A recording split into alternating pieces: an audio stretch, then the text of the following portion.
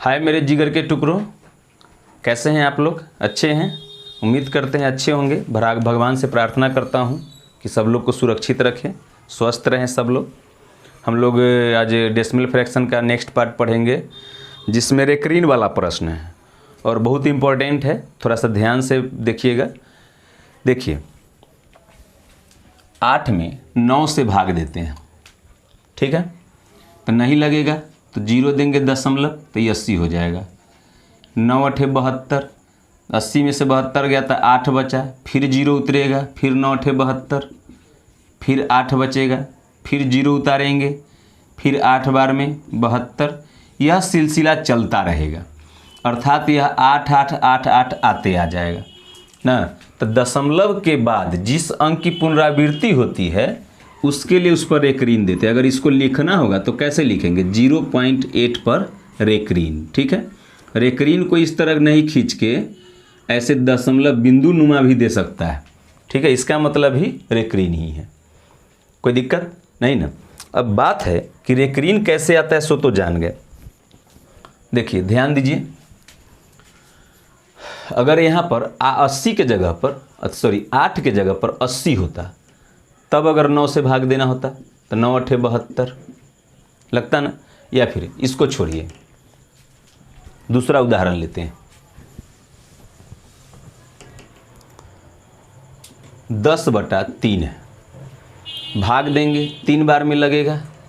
10 में से 9 गया 1, 10 में 3 से भाग दिए, 3 तिहाई 9, 10 में से 9 गया 1, दशमलव देंगे 0 उतरेगा, फिर 3 तिहाई 9, 10 में से 9 गया 1, फिर 0 देंगे तो 3 तिहाई 9, 10 में से 9 गया 1, तो यह 3 3 3 3 आते जाएगा। तो 3 3 3 3 आते गया। अब इसको लिखना होगा तो कैसे लिखेंगे? तो 3.3 पर रेकरीन हो जाएगा, ठीक है? तो दशमलव से पहले का अंक पूर्णांक में चला जाता है। तो खैर वो तो बाद की बात है, जब इसको तोड़ना सिखलाएंगे तब। अभी तो रेकरीन कैसे आता है सो बतलाए हैं। अब देखिए, अब सीखते हैं 0.8 है, अगर कह दे कि इसको भिन्न के रूप में बदले, p/q के रूप में बदले, ठीक है? तब कैसे होगा? रेकरीन है, इस पे गौर कीजिएगा। अब रेकरीन हटता कैसे है? दशमलव के बाद जितने अंक पर रेकरीन होते हैं उतना बटा में 9 होता है, याद रहेगा। दशमलव के बाद जितने अंक पर रेकरीन होते हैं उतना बटा में 9 होता है। तो ये 8/9 है, ठीक है? दशमलव के बाद जो अंक है वो तो लिखेंगे ही। एक अंक पर रेकरीन है तो बटा में 1 9 देंगे। यही हमारा यह p/q के रूप में हो गया, अर्थात भिन्न के रूप में हो गया। जब इसको बदलना होगा भिन्न के रूप में तो कैसे होगा? जब इतना से इतना लिख सकते हैं तो इससे इतना आना चाहिए ना। तो दशमलव के पहले का अंक पूर्णांक में चला जाता है, दशमलव से पहले का जो अंक है वो पूर्णांक में चला जाता है। अब जो अंक है सो रहेगा। दशमलव के बाद एक अंक पर रेकरीन है तो बटा में 1 9, तो 3 तिहाई 9 कट गया। अब इसको पूर्णांक तोड़ेंगे इसका, तो 3 तिहाई 9 आई 1, 10/3 आ गया, फिर इतना आ गया ना। तो दशमलव के बाद अगर किसी अंक पर रेकरीन है तो उसके बदला बटा में क्या देंगे? 9 देंगे, याद रहेगा। दशमलव के बाद जितने अंक पर रेकरीन रहेगा बटा में उतना 9 देंगे। अब मान लीजिए, इसको मिटा देते हैं, साफ साफ लिखते हैं।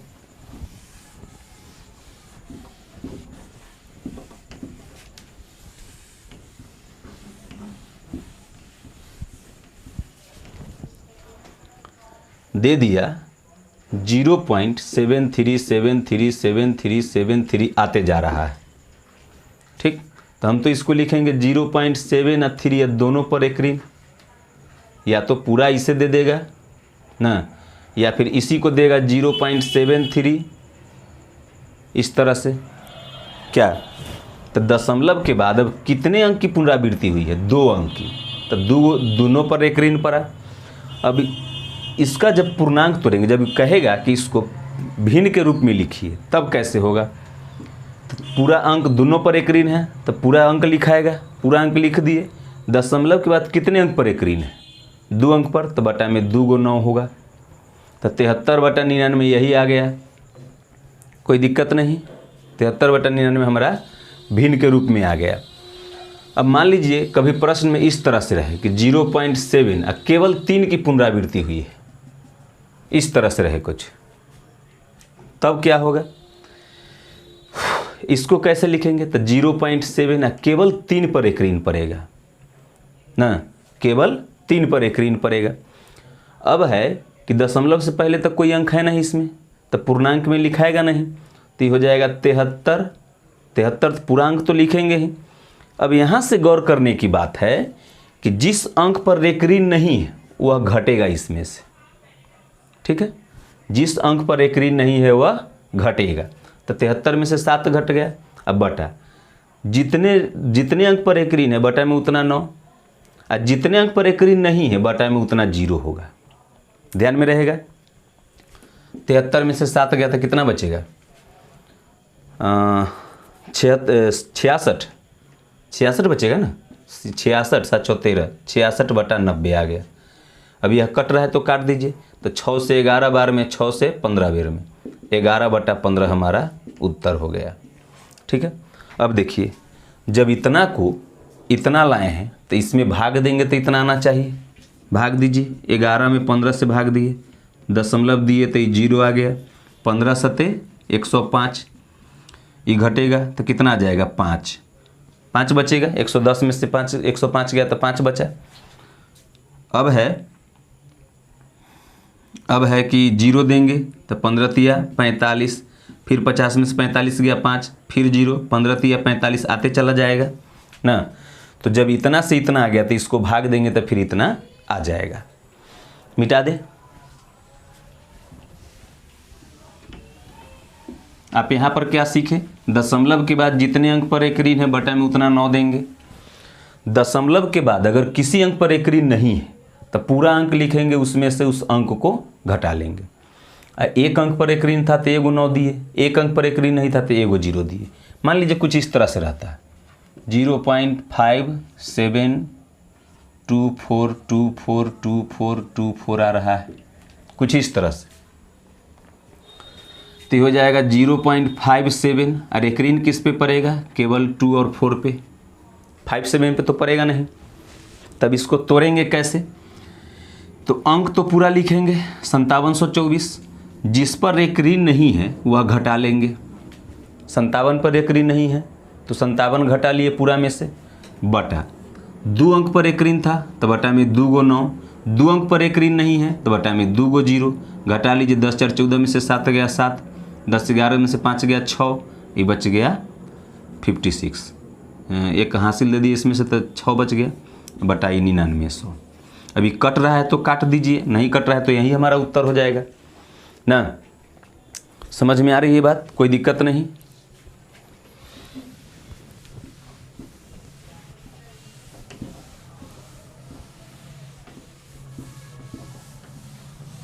अब देखिए, कुछ इस तरह से प्रश्न है, 3.275555, ठीक है, इस तरह से प्रश्न है। दशमलव से पहले का अंक पूर्णांक में चला जाएगा। 1 मिनट, पहले इसको तोड़िए, कैसे लिखेंगे इसको? तो 3.27, 5 पर एक ऋण पड़ेगा, केवल 5 पर एक ऋण पड़ेगा ना। तो दशमलव से पहले का अंक पूर्णांक में चला जाता है। पहले बता चुके हैं कि दशमलव से पहले का अंक पूर्णांक में चला जाता है। यहाँ पर लिखाएगा पूरा 275, घट जाएगा 27, बट एगो अंक पर एक ऋण है तो बटा में एगो 9, 2 गो पर नहीं है तो 2 गो 0, ठीक है।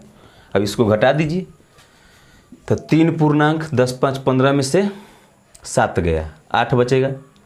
10 5 15 में से 8 गया 7, ये बच गया 6, 6 में से 2 गया 4, ये बच गया 2, अब बटा में 900। कट रहा है, काट दीजिए, पूर्णांक तोड़ दीजिए। अब इसके आगे तो आप बनाना जानते ही हैं, है ना, तो बना लीजिए। तो हो जाएगा 900 तिया 2700, 2700 और 248, तो 27 और 2 2948 बटा 900। अब इसको काटिए ना, आपका उत्तर आ जाएगा। मिटा दे। अब देखिए, अब इस पर प्रश्न लेते हैं हम।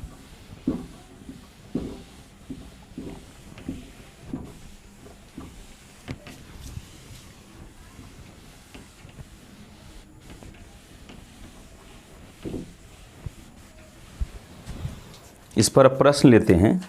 कुछ इस तरह से प्रश्न है, 2 प्लस 3/10 के स्क्वायर प्लस 3/10 के क्यूब प्लस 3/10 के पावर 4 प्लस इसी तरह से अनंत तक। अब देखिए 2 प्लस 3/10 के स्क्वायर 100, 3/10 के क्यूब 1000 प्लस 3/10 के पावर 4, तो 1 पर 4 शून्य। अभी 2 गो शून्य काटेंगे नीचे तो 0.2 अंक जाएगा, तो 2 अंक बाद बैठा दिए। इसमें 3 जीरो काटेंगे तो 3 अंक बाद दशमलव बैठेगा। इसमें 4 जीरो काटेंगे तो 4 अंक बाद दशमलव बैठेगा, है ना। तो मेरे पास आ गया 2 प्लस 0.03 प्लस 0.003 प्लस अनंत तक है इसी तरह से 0.0003 अनंत तक है। अब इसको जोड़ेंगे, जब हम लोग जोड़ेंगे इसको तो ये आ जाएगा कितना 2.0333 इसी तरह से अनंत तक आएगा ना। तो क्या हो जाएगा, इसका आंसर हो जाएगा 2.0 पर एक ऋण आ जाएगा। आ गया उत्तर, कोई दिक्कत नहीं। क्या मेरे समझ से तो नहीं प्रॉब्लम होनी चाहिए अभी तक में, मिटा दूं। और प्रश्न लेते हैं, इसमें बहुत प्यारा प्यारा प्रश्न है।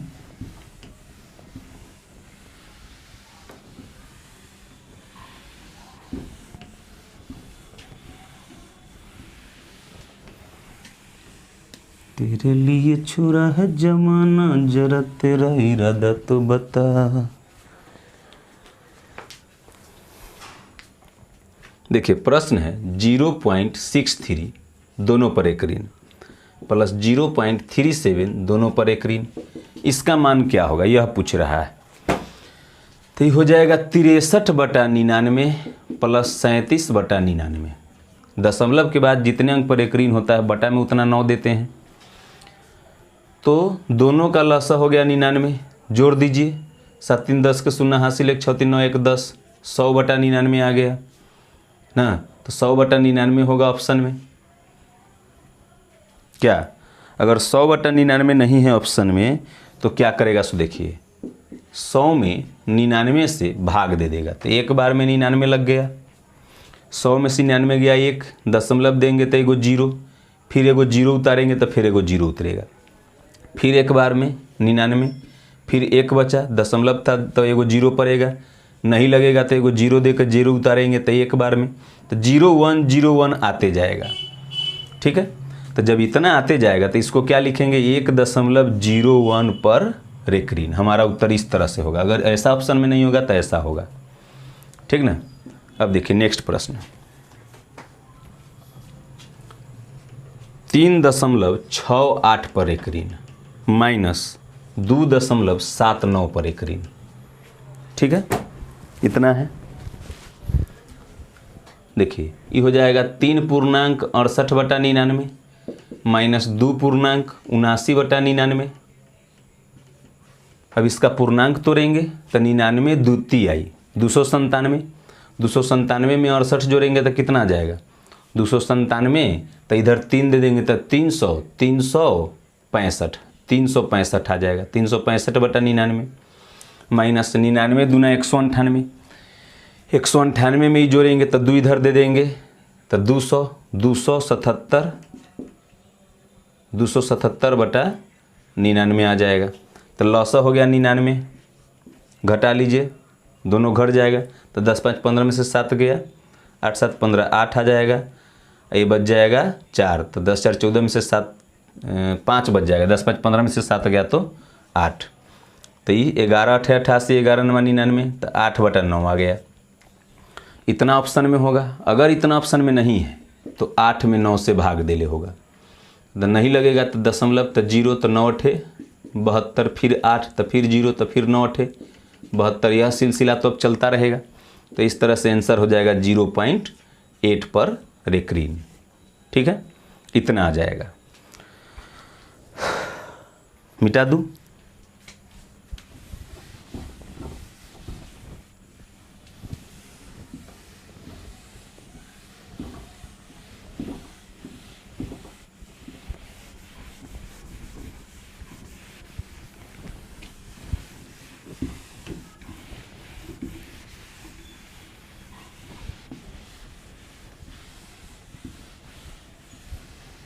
अब देखिए नेक्स्ट प्रश्न है। नेक्स्ट प्रश्न है 1.07 दोनों पर एक ऋण है, गुने 2.46 केवल 6 पर एक ऋण है, बटा 0.32 दोनों पर एक ऋण है, गुने 0.456 पर एक ऋण है, भागा 583 बटा 113 दिए हुए। ठीक है, आसान क्वेश्चन है। दशमलव से पहले का अंक पूर्णांक में चला जाता है तो एक पूर्णांक 0.7 बटा 99 आ जाएगा, गुने ये हो जाएगा 2 पूर्णांक, ऊपर तो पूरा अंक लिखाएगा, जिस पर एक ऋण नहीं है वो घट जाएगा। दशमलव के बाद एक अंक पर एक ऋण है तो एगो 9 होगा, एक अंक पर एक ऋण नहीं है तो एगो 0 हो जाएगा। ठीक है, बटा ये हो जाएगा 32 बटा 99, गुने ये तो पूरा हो जाएगा 456, माइनस इसमें से घट जाएगा 4, बटा 2 × 9, 2 अंक पर एक ऋण है तो 2 × 9, एक अंक पर एक ऋण है तो एगो 0, भागा को गुना में बदल दे तो ये हो जाएगा 113 बटा 583। मेरे समझ से तो यहाँ तक प्रॉब्लम नहीं होनी चाहिए। तो 99 का 99 और 7, 99 और 7 कितना हो गया 916, 106 बटा 99 आया, और गुने 90 दूना 180, 180 में 42 जुटेगा तो 222 आ जाएगा, 180 अब 42 तो 222, तो 222 आ जाएगा, बटा में 90, बटा ये हो जाएगा 32 बटा 99, गुने ये हो जाएगा 456 में से 4 गया तो 452 बटा 990, और गुने 113 बटा 583। शून्य से शून्य काट सकते हैं, 99 से 99 काट सकते हैं, 9 से ये 11 बार में कटेगा, कटेगा ना, तो 11 तो पलट के सबसे ऊपर जाएगा। क्या 11 तो पलट के सबसे ऊपर जाएगा? देखते हैं, आगे सॉल्व कीजिए। तो आ जाएगा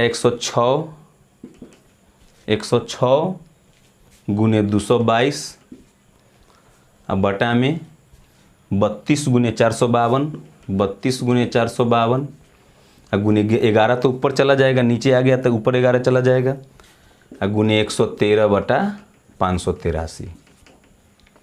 कट रहा है, काटिए, 11 से ही कट रहा है, 11 × 5 = 55, 11 × 3 = 33, 53 से ही कट रहा है, 53 दूना 106, 113 से ही 4 बेर में कट रहा है ना, 2 से ही कट रहा है 2 बार में, 2 से ही कट रहा है 111 बार में, तो 111 बटा 32 आया। इतना ही हमारा उत्तर होगा, ठीक ना, इतना ही है ऑप्शन में, यही हमारा उत्तर आ जाएगा। बहुत तो इसका पूर्णांक तोड़ले होगा, तो 32 × 96 तो 4 11 4 15 तो 15 बटा 32 आ जाएगा, 3 पूर्णांक 15 बटा 32 हमारा उत्तर हो जाएगा। मेरे समझ से आप अब समझ गए होंगे रेकरीन वाला प्रश्न, इसको ध्यान से देखिएगा, एक एक चीज़ तोड़ तोड़ के बनाइएगा, प्रॉब्लम नहीं होगी। रेकरीन वाला प्रश्न सीख गए, विदा लेते हैं, नमस्कार, भारत माता की जय, जय हिंद।